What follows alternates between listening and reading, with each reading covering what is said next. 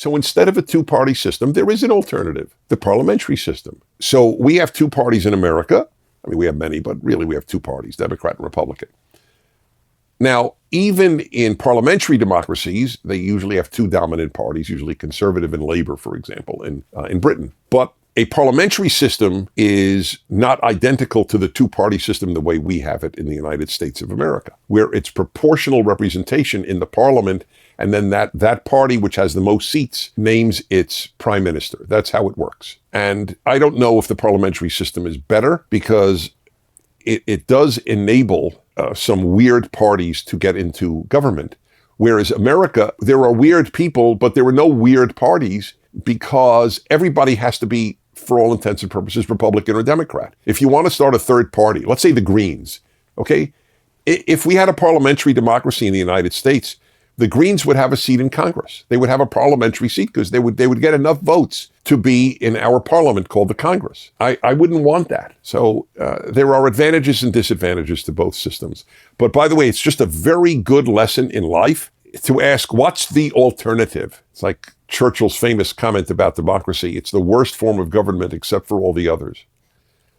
That's exactly right. It's awful because demagogues can get voted in. People who promise people goodies get elected because people want free things from the state. Demagogues can get into power. I mean, there are a lot of disadvantages to democracy.